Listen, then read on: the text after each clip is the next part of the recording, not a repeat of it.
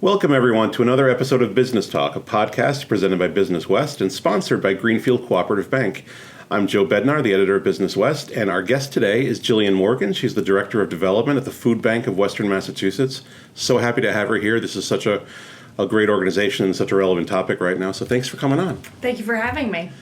I want to get into a lot of things. I want to talk about about food security in the region and the need for the food bank, and especially the March for the Food Bank, which is happening the day this podcast appears. But first, I kind of want to just get a broad overview of what the food bank does. I know a lot of people have heard about it and kind of suspected that it's a major impact. But tell me about what the model is, what you do, and how the food comes in, goes out, the partners you have, and just the kind of the whole picture, because it's such an impressive picture. Oh, well, thank you. And I think that's a great place to start, because I think a lot of people think they know what a food bank is, but they maybe don't know all the nuances of the work and how we differ from a food pantry, because we're a little bit different. So the food bank's mission is to build lasting food security by providing nutritious food and partnering with communities to end hunger. So that mission is kind of twofold, or it has a lot of pieces to it, right? It's about getting food out to people now who need it, but then we also do more work to address the systemic reasons behind why food insecurity exists, and trying to address hunger and alleviate the need for food banks in the future, or at least have them go to their intended purpose, which is to be for emergencies. Sure. Right now, too many people are relying on the food bank for just supplementing their overall food budget. So how the food bank works is we are basically a regional clearinghouse for food and distributing it out, and then also making food available to a network of, we call it our region's network of food assistance pantries, meal sites, shelters. There's nearly 200 of them in the network. So the Food Bank of Western Mass actually serves the 4 counties of Western Mass. So that is Franklin, Hampshire, Hampden, and Berkshire counties. There's that nearly 200 network of members, we call them, and they're getting food that's available to them through the food bank.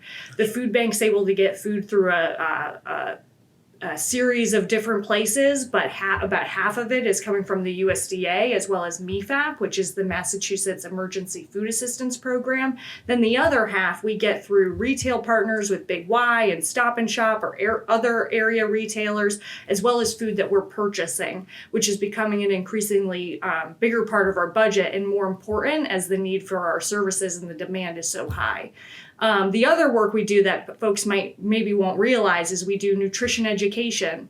We have an advocacy team that works with local legislators as well as federal legislators to advocate for policy that might create more economic opportunity or certainly strengthen the food assistance network. We also have a SNAP team that assists with enrollment and application assistance. We have a food assistance navigation team that partners with area healthcare centers that help refer individuals to our services. Maybe people don't know they're eligible for SNAP. They don't know where a food pantry is. So that staff is incredible of connecting people to different resources that they might need. And then we also do just a lot of public education and awareness activities, like the March for the Food Bank, or various other ways that we're trying to educate the public about food insecurity. It's an impressive array. Yeah. You mentioned SNAP. One of the things I wanted to get to was this year has been somewhat challenging for a lot of nonprofits, and especially including those in the food security realm. Did you feel an impact from the government shutdown, the disruption in SNAP this past month, just kind of the decrease in federal funding in general over the past year, and how have you dealt with it? Yeah, so right away we saw a huge impact based on the government shutdown, and specifically the delays in SNAP benefits. So folks weren't starting to receive their SNAP benefits until the 10th of November. So that was nearly 2 weeks that a lot of people did not have those benefits on their cards. And we saw a pretty dramatic increase in the amount of people visiting food pantries and meal sites, as well as the food bank's own direct distribution programs. We have a mobile food bank. We have the Brown Bag Food for Elders program. The mobile food bank is one where people can show up, no questions asked. They don't need to sign up ahead of time. And we saw a really big dramatic spike in the number of visitors at those sites. On average, it was about a 50% increase. And this was because SNAP is really a lifeline for people. It really is something that people depend on to supplement their food budget. SNAP, I should reiterate, is the Supplemental Nutrition Assistance Program, formerly known as food stamps. we knew it created a lot of panic, a lot of confusion, and we received a huge amount of calls from people. I heard from a staff member, it was a 600% increase in the number of calls that we Wow. received over that period of time of people wondering, well, where can I get food? If I don't have the food, money on my SNAP card, where can I get food from? So we just saw this very big increase in demand. We're very relieved as of now. People have their SNAP benefits back, and so they're able to go to a grocery store and go purchase food. But we did see this very dramatic increase in need. It's worth mentioning 191,000 individuals in Western Massachusetts depend on SNAP. So that's just a huge vacuum to fill when they don't have those benefits available to them. Sure. And speaking of impact, I went to your website and I saw that, and these numbers might fluctuate, but most recently, that you're providing more than 1 million meals a month. You're serving about 125,000 people a month. So I mean, the impact is huge, and the need is huge. So that's something that I'm sure that the organization is pretty gratified about. Yeah, you're right. So nearly 125,000 individuals, that's an average per month. And our service numbers are always about 3 months behind. So that's not even reflecting kind of anecdotally what we saw over the last few weeks. That's a really big number of people. That's rivaling what the service numbers were during the pandemic. So it's really what folks are hearing. Inflation, continued high costs of living are just putting a real strain on people's budgets and making them more reliant on going out to a food pantry or meal site to help put more food on their table that they might need. Sure. Before I get to talking about the March for the Food Bank, about 3 years ago, Business West named the Food Bank of Western Massachusetts our Entrepreneur of the Year. Our top entrepreneur is the title, and we don't usually award that to nonprofits, but it was just such an impressive project that the organization took on. It was a $30 million initiative to basically move and expand the food bank physically to Chicopee, a much larger facility. And you've been with, you told me earlier that with the food bank since 2019, so you kind of were there for a lot of this. Yeah. Tell me about what that project was like, especially going through the pandemic at the same time, and what the impact is of having the much larger and broader facility. Yeah, there's so much. So as you mentioned, I've been at the food bank since fall of 2019, and the organization has just really grown and evolved over the last 6 years. So when I started in 2019, we were actually scoping out property in Hampden County to move into. So we already knew our facility wasn't big enough to fit our needs because unfortunately the amount of food going out the door, the amount of need there was, we knew that we were like outpacing this space. And Sure. we were actually during the pandemic had to turn away food donations because we just didn't have the capacity to store it. So something that was told to me is, we knew we needed to move to a new building, but then the pandemic proved it. And so the building was this opportunity to be ready for any crisis that might happen.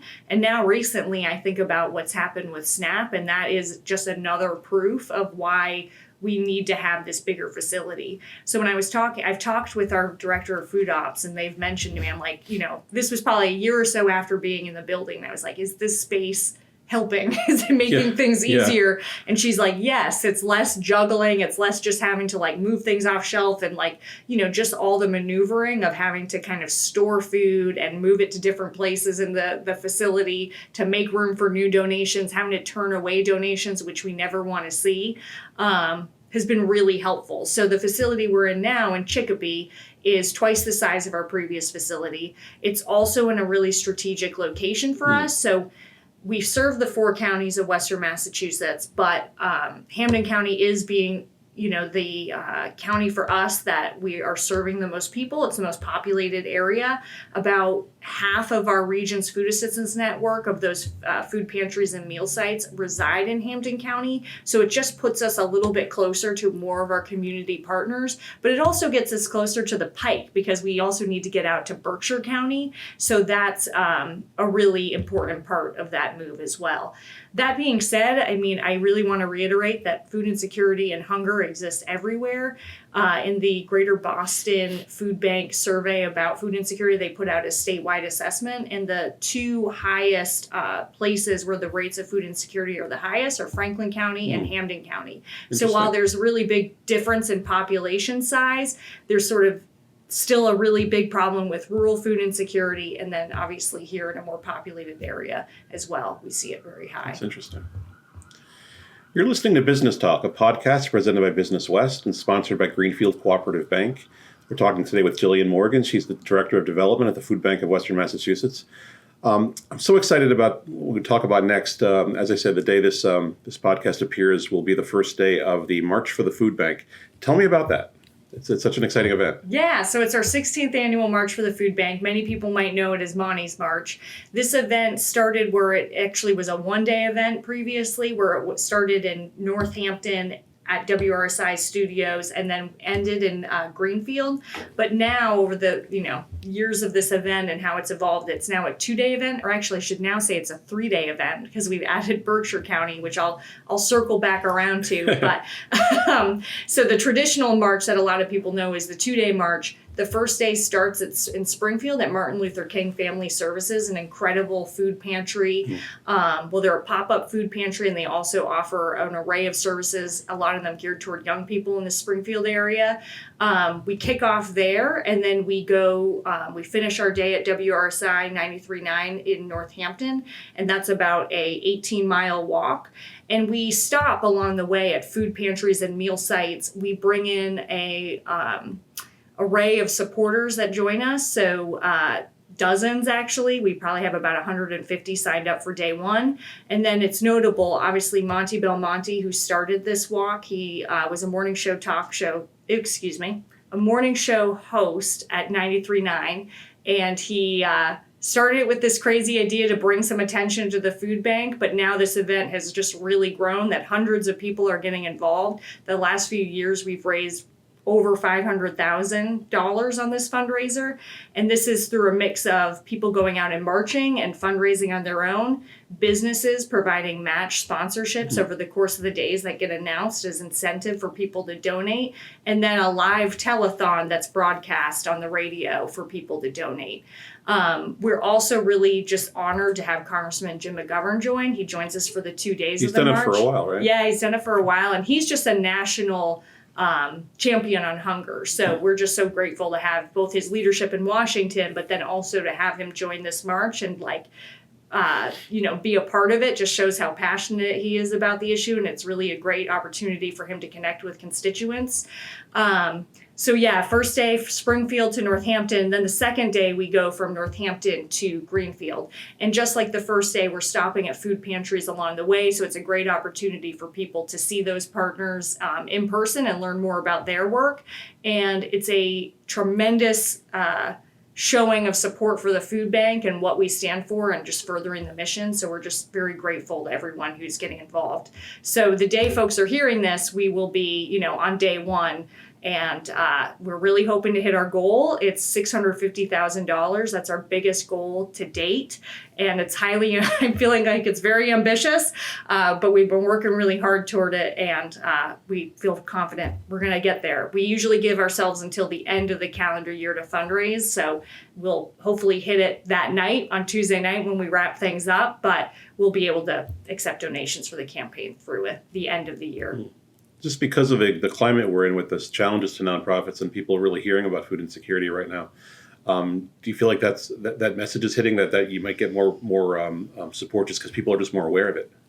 Yeah, I can tell you, we already have about double the number of people signed up to march with us this year. Wow, and we've okay. been so we're already we can see that we've already got more people interested in being involved. And we've just, through our conversations with both the individual participants who march, the businesses who've sponsored, some who've made increased donations this year, it seems like people are very aware about the need and how high and prevalent of a issue food insecurity is. And so we're just it's amazing. We're really grateful. It's good to have an event that is 16 years old that's built some traction. But it seems like, I mean, Western Massachusetts is pretty incredible. I think about that so many people show up for this event. We fundraise this much. And then in a week or two after, it's the hot chocolate run with Safe Passage. And they also have a very ambitious goal. And it just is reflective, I think, of Western Massachusetts, that people really don't want to stand on the sidelines. No. They want to get involved. They want to, help and support and show it in a really big way. You mentioned a one-day event in the Berkshires as well. Yes. So this year, we've always known that Berkshire County is left out of this huge event. And we've, actually, It's only so far you can walk. there's only so far we can walk. We can't fit in that fourth county, and so we have been really wanting to get Berkshire County involved for a while. Actually, when I started in 2019, there was talk of adding a mini march, but it just didn't quite come together. And then obviously the pandemic happened and we had to make the march a much smaller affair. So now, this year, we're adding a mini march in Berkshire County. It's going to start at Hot Plate Brewing in downtown Pittsfield and then end there. But it's only 3 miles. So if you're, I know that the event will be past at this point when folks are listening, but it's a great opportunity to just take part in a small little loop, and we'll be visiting several food pantries along the way, including stopping where they're putting together bags for the Thanksgiving Angels program, this wonderful program that helps get turkeys out to people. Yeah, I've heard of that. In Pittsfield. So there'll be an opportunity to stop and see that site in person and actually come volunteer. And then we'll have an after party at Hot Plate Brewing just for some lunch and drinks with everybody, and a band will play. For people hearing this after these events are over, and just in general, how can people support the work of the food bank year round? Yeah. So there's lots of ways to get involved. I would definitely recommend going to our website, foodbankwma.org. I think the 3 top ways to get involved are volunteering, advocating, and donating. Volunteering, we have food sorting shifts Monday through Friday in our sorting room. You can also just sign up to be on our volunteer newsletter, and we try to post opportunities that might be closer to where folks live, and we try to promote opportunities at some of those food pantries and meal sites as well when they come up. Advocating is really important. We know that it's very impactful if you call your local, your member of Congress and let them know that you think that making sure no one goes hungry is a priority. So folks can actually go to our advocacy page and sign up for advocacy alerts, and that's a really great way to stay informed. I promise we don't hound you with a lot of emails. We just send when there's a specific call to action, and we make it super easy to write or email your congressperson. It really is like a one-click process, so I highly recommend doing that. And then, of course, donating. I'm the director of development, so I have to do a plug for donating. When you donate to the food bank, $1 goes far. We say for every $1 donated to the food bank, we can provide the equivalent of 2 healthy meals for someone facing hunger. And we're just able to do that because we're able to get food at wholesale costs. We're able to leverage donations really effectively from area retailers and through food rescue programs. And we are just, in a position to get food out efficiently and to a lot of individuals. So that's a really effective way to get involved. Sometimes folks reach out to me and they say, should I do a food drive or should I make a donation? Oftentimes I would say, we can stretch $1 farther, but food drives can be really great if you connect with the local food pantry and ask them what they need. Because sometimes there might be a specific item that's harder for them to get either through the food bank or through their own network. And so you can always reach out to our staff, and we're happy to connect you with someone here who can help you kind of navigate and figure out what's the best way to go about that. Can you repeat their website one more time? Sure, it's foodbankwma.org. Gotcha. So we're getting kind of close to the end here. I read your bio on the website, and this is not your first career stop that has to do with nutrition and food security. Tell me why how that became a passion for you and why it's important. Oh, that's yes. So I actually started kind of unconventionally and ended up in development and fundraising, which many people don't go through college and think they're going to end up being a fundraiser. But I found my way to this area. I worked for a nutrition education theater company that would actually send actors out across the country to talk about My Plate at the time was a really big thing, and talk about nutrition with kids. We would actually partner with school food service teams, and something that really was very clear to me right away, because I would train the actors and kind of do orientations on how they would talk to the kids after the show. We'd have to be really careful about not giving too much nutrition advice because they weren't actually nutritionists. They were repeating a show written by a nutritionist. So another issue, though, that would come up often is, unfortunately, so many kids experience hunger in their homes. And when they go home from school, they maybe don't have all the choices that are being presented to them for healthy options of what to eat. And so we had to talk sensitively about the fact that many children, too many children in this country, don't necessarily have all the choices available to them. So we would try to obviously not stigmatize anyone and talk about, when you're in school, you have all these great options, and like think about the healthy choices you can make when you have those options. And so that sort of like raised one piece of awareness for me, and actually it led into eventually working for LifePath and doing some fundraising for Meals on Wheels. And so that was another program that really increases food access. It also increases connection, is such a big part of that. Oh, yeah.